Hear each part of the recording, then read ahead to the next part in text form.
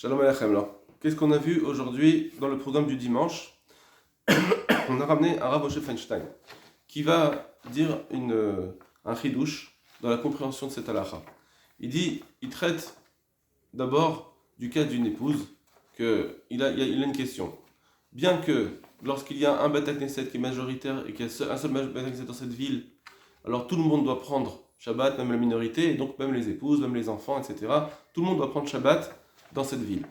Mais seulement, il dit, quand il y a plusieurs Beth Knesset, et que le mari est parti dans un Beth Knesset, ils ont pris Shabbat plus tôt, mais l'épouse, elle n'est pas partie au Beth Knesset, ou elle va dans un autre Beth Knesset, qui eux prennent Shabbat plus tard.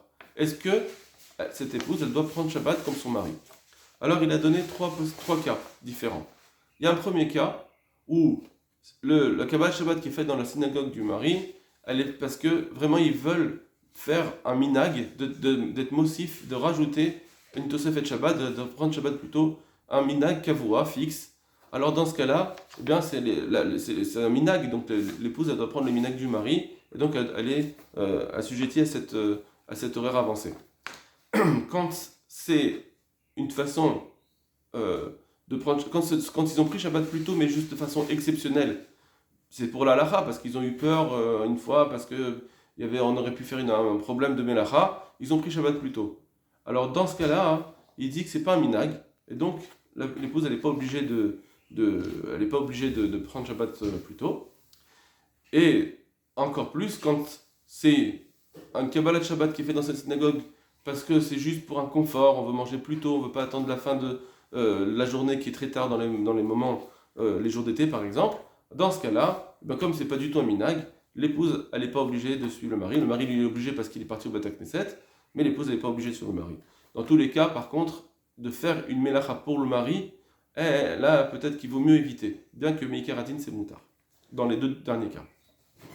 Et enfin, il dit une grande règle, il dit tout ce qu'on a dit jusqu'à présent que la minorité suit la majorité, c'est seulement dans une synagogue où il y a une seule ville.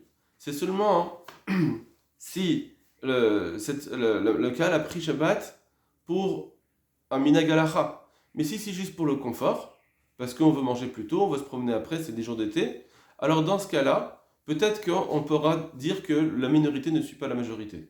Tout ce qu'on a vu dans la Gemara, toute la preuve du Rivam, d'après le Rav Moshe Feinstein, c'est d'une Gemara où là-bas, Bepashtout, à première vue, c'était une Kabbalah Shabbat en tant que minag halacha. On ravançait Shabbat pour la halacha, pas pour un confort. Et là-dessus, on a vu qu'effectivement, c'est là que la preuve, et c'est de là que vient toute notre halacha, que la minorité sur la majorité dans la Kabbalah Shabbat. Mais on n'a jamais vu ce cas-là, où le local prend Shabbat de façon pour du confort, il prend Shabbat plutôt pour du confort. Dans ce cas-là, peut-être qu'on n'est plus assujetti à cette Gemara, et du coup, le miout, la minorité, pourrait ne pas prendre Shabbat tout de suite. Par exemple, si le mari n'est pas allé à ce Beth Knesset. Voilà, comme tout